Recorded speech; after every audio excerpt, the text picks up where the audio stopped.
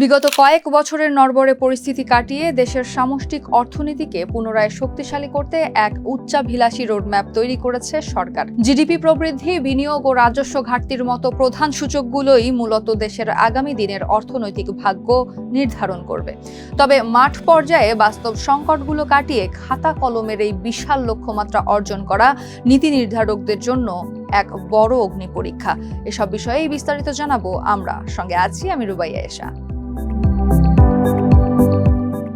2019-20 অর্থবছরে দেশের প্রকৃত জিডিপি প্রবৃদ্ধি ছিল 3.5%। পরের 2 বছরে তা বেড়ে 2021-22 অর্থবছরে দাঁড়ায় 7.1%। এরপর টানা 3 বছর কমে 2024-25 অর্থবছরে জিডিপি প্রবৃদ্ধি আবারও 3.5% নামে।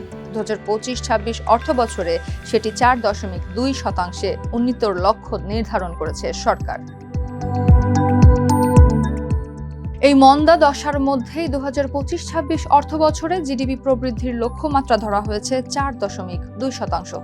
আগের 5 বছরে উত্থান পতন থাকলেও পরবর্তী 5 বছরের মহাপরিকল্পনায় ক্রমান্বয়ে ঊর্ধ্বমুখী প্রবৃদ্ধি লক্ষ্যমাত্রা নির্ধারণ করেছে সরকার।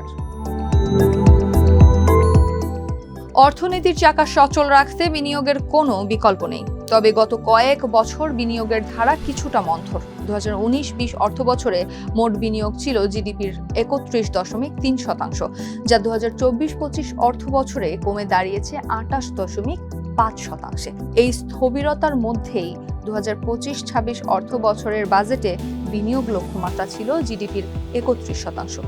প্রতি বছর ঊর্ধ্বমুখী ধারা বিবেচনায় নিয়ে 2030-31 অর্থবছরের মধ্যে জিডিপির 40% বিনিয়োগের লক্ষ্য সরকারের। দেশের অবকাঠামোগত উন্নয়নের গুরুত্বপূর্ণ সূচক হিসেবে বিবেচিত জিডিপির বিপরীতে উন্নয়ন ব্যয় 2019-20 অর্থবছর থেকে টানা 5 বছরে যা কমেছে ক্রমান্বয়ে। 2019-20 অর্থবছরে যেখানে জিডিপির 5.1% হতো উন্নয়ন ব্যয়, সেখানে 2024-25 অর্থবছরে নামে 2.89%। এই নিম্নমুখী প্রবণতার মধ্যেও 2025-26 অর্থবছরে উন্নয়ন ব্যয় ধরা হয়েছে জিডিপির 4%। পরবর্তী 5 বছরে সেটি ক্রমান্বয়ে বাড়িয়ে 2030-31 অর্থবছরের মধ্যে 6.9%-এ উন্নীত করার লক্ষ্য সরকারের। দেশের জাতীয় বাজেট ও জিডিপির আকারের সঙ্গে মিল রেখে প্রতি বছরই রাজস্ব লক্ষ্যমাত্রা বাড়ায় সরকার, তবে কোনো বছরই সেটি পূরণ হয় না। 2021-22 থেকে 2024-25 পর্যন্ত 4 অর্থবছরে জিডিপির বিপরীতে রাজস্ব আদায়ও কমেছে উল্লেখযোগ্য হারে। এরপরও 2025-26 অর্থবছরে এই অনুপাত 9% উন্নীতের লক্ষ্য ছিল বাজেটে। পরবর্তী 5 বছরে এই হার 11%-এ উন্নীতের লক্ষ্য সরকারের। গত কয়েক বছরে দেশের ঋণের বোঝা ক্রমান্বয়ে আশঙ্কাজনক হারে বেড়েছে। 2019-20 অর্থবছরে এই অনুপাত ছিল প্রায় 32.5%। তা ক্রমান্বয়ে বেড়ে 2024-25 অর্থবছরে দাঁড়িয়েছে 38.69%।